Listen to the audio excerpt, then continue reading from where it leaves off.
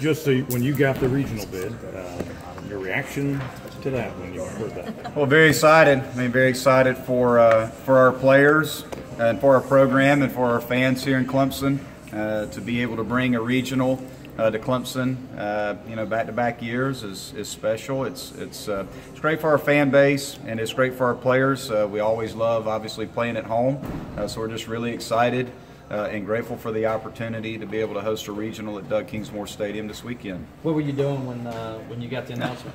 Well, we're moving into a new house, okay? And I have 0 cell phone service at my new house. So I got to get a cell phone service booster or whatever you call those things. So I got no service. So literally, we're getting in the car to go get something to eat because I've been moving from one house to the other.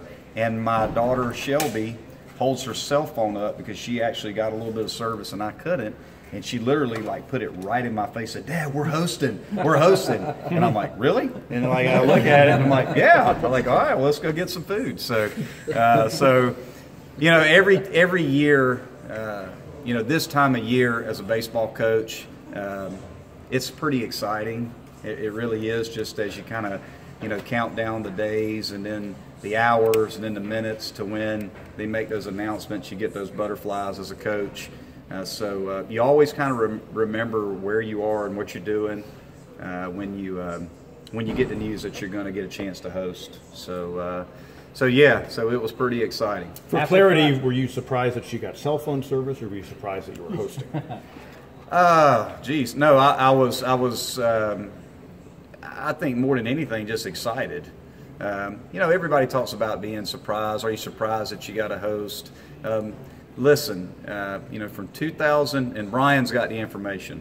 I don't have all the data, but since 2010, 52 out of 52 teams from the ACC and the SEC that had an RPI of 12 or better hosted. So, I mean, what else can you say? If strength of schedule and the quality of your wins over the course of a season matter, Clemson was number 12 in the RPI. So we were in the same category as many other teams that fit the same resume that deserve the opportunity to host. And the selection committee looked at that and decided that we deserve to host. What do you make of ESPN's comment saying that it was ridiculous? I don't make of anything of it. I mean, to be honest, everybody has their own opinions. And that's okay, and it doesn't bother me at all. What I think and what I believe in is never going to come from the outside in. It's always going to come from the inside out. So, to me, whatever is being said, or that it really doesn't matter. The only thing that matters is how we feel and what we think about it and what we're going to do about it. So, people can have their opinions. We respect their opinions, and there's people that do it for a living, and some agree, some don't agree, and regardless, it doesn't change a thing. We're hosting a regional, and we're excited about the opportunity. Andrew made a good point. He goes, when the finished product is there, you guys are a real good team. Well, obviously, last month maybe you haven't gotten to that point. How close do you feel like you've been these past few weeks, even though the results maybe haven't been what you wanted? Well, we all know we went through a tough stretch, and I mean, just look at, there for a few weeks, we had a number of games where we lost by 1 run, 2 runs, where, if we have a good at bat, or we make a play, or we make a pitch, we win the ball game. We also won an awful lot of games. I think what gets lost in our struggles over the last few weeks of the season is just how good a baseball we played for a majority of the season. Clemson was ranked in the top 10 in the country for 8 or 9 weeks, 10 weeks. I mean, it was quite a while. That's all I know. So we have played good baseball, and I think our guys understand that, and our overall body of work, speaks for itself. There's a lot of teams that are hosting that struggled at different parts of the season. I mean, look at, for instance, Florida State. Florida State, kind of did what we did last year, right? I mean, they struggled at times. They had some injuries. We all knew when we played Florida State that that's a really good baseball team, and if they get healthy and they get on a roll, they can beat anybody in the country. Well, they finished 8th in our league. They had their ups and downs, but when they got everybody healthy and they put it all together, they made a run and won the ACC tournament, and they're hosting a regional. So, they struggled early. They get hot at the end. We were very, very good for a good portion of the year, and we went through our struggles at the end of the year. So, I respect the committee looking at the whole body of work, and I think that's the way it should be. I mean, you play 56 games for a reason, and that's what's most important. And our numbers indicate that we deserve to host, and we're excited, and we're grateful for the opportunity. Speaking of Chris Williams' availability for this weekend. Well, Chris Williams today, when we go into practice here in a little bit, we'll try to throw, and we will see how his arm feels. A lot of it will be dictated on how he feels. One of the good things that's happened for Chris over the last few days is he's been able to rest. We've been able to give him, a handful of days here where he hasn't had a lot of activity with that arm as far as swinging a bat and throwing and lifting and those kind of things. So, he told me earlier today that it feels good, that it feels better. So once we get a chance to see him throw, then we'll have a little bit more of an indicator as to what type of role he may be able to feel going into the weekend. You work some different lineups down the stretch. Are you kind of in the staff maybe talking about, okay, let's go with this one that maybe has Pinder third or Pinder leading off? Or is it just saying what you're facing, lefty, righty, Williams as a DH or a catcher? I mean, what's the mindset with all that? I think a lot of what we try to do when it comes to lineup construction depends on who we're facing. It depends on if we're facing a left-handed starter or we're facing a right-handed starter. And if you look, we've got one switch hitter in our lineup in Logan Davidson, and he has certain numbers versus righties versus lefties. Pender has certain numbers when it comes to hitting with runners in scoring position and as leadoff. So, some of the decisions we make are strictly more about matchup and what we feel like is the best lineup we can put together to score runs. Where are Ryan Miller and Brooks Crawford with their rehab? And good question. Ryan Miller threw a bullpen yesterday. Felt pretty good. We are planning on Ryan facing hitters live on Wednesday. So once we get to Wednesday, let's see how he looks and how he feels once he faces hitters. That will give us a much better indicator of his availability for the weekend. Brooks Crawford will face hitters today. We're getting ready to enter squad here in a little bit after we get some work in. It'll be, I think, if I'm not mistaken, probably the second time that he's faced hitters here over the last few weeks.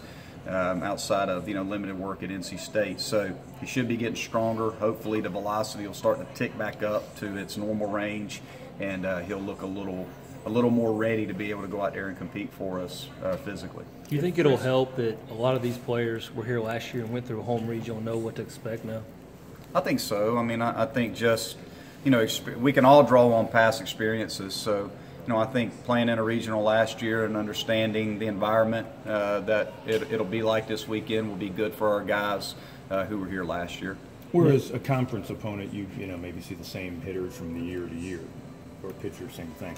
These are three teams maybe you don't know all that much about. Did you ever have a thought for all your years going to the postseason play that the hitter has an advantage, the pitcher has an advantage? Do you ever have a thought about that? Do you? That's a good question. I think I don't think there's an advantage or disadvantages either way. I think it's probably more of an advantage. In my experience, it's been more of an advantage to the hitter not knowing a lot about the pitcher as opposed to the pitcher not knowing a lot about a lineup. I think a pitcher, for the most part, by this point in the year, is going to do what he does. And I think, oftentimes if you don't know a lot about who you're facing as a hitter, I think that serves you actually at this point in the season a little bit more of an advantage because, our guys don't oftentimes get into too much detail as to who they're facing. We do as coaches, but our guys don't. So, I think postseason baseball, for the most part, you can throw a lot of that out the window. I mean, it really just boils down to who out-competes who and who out-executes who. Not to give too much away, but is there a thought to move Pat to the bullpen and maybe rely on Tyler as that third starter?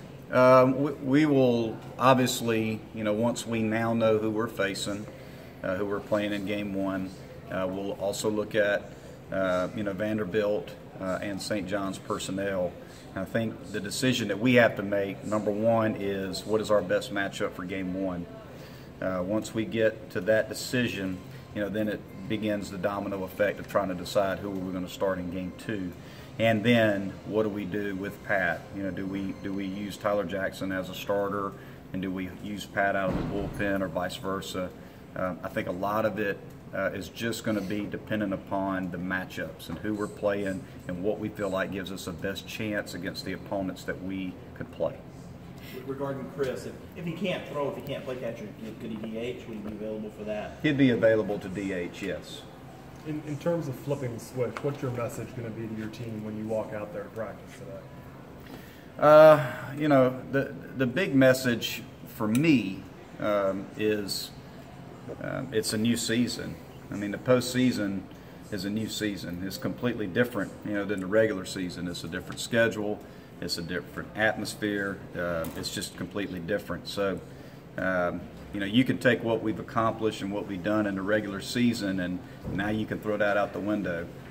It's 64 teams left standing, and we got to get through the 3 teams that we have here in Clemson this weekend to be able to advance. So, at the end of the day, our message is going to be compete as hard as you possibly can, because you're playing the best of the best, and if we're going to get out of this thing alive and advance, we got to play some good baseball. Are you familiar with any of these coaches or these teams that are coming in?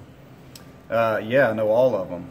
Yeah, I know all of them quite well. So I know Link Jarrett very well. I've coached against Link Jarrett when we were both in the same conference. I know Ed Blankmeyer, played against Ed Blankmeyer before. A very, very good coach at St. John's. And I know Tim Corbin, and have been in the same field with Tim Corbin before as well. So, yeah, I know all of them, and they're all very, very good coaches, and they have very, very good teams. Probably haven't been around the guys a lot since you got home from Louisville, but do you like where they are mentally? Yeah, and we have been around each other. I mean, we took a day off. We had a really good workout yesterday. We're going to practice, the next 3 days and really get after it and work on some things that we need to improve upon and get better at going into the weekend. Yesterday we had a great day, and we had a really, really good day, and the guys were in good spirits. Obviously they're like anybody else. They're trying to search for answers and trying to figure things out, but they also are resilient. Our kids are resilient, and that's one of the things that we constantly as coaches try to push to our guys. You got to be resilient. The bottom line is you're going to have ups and downs.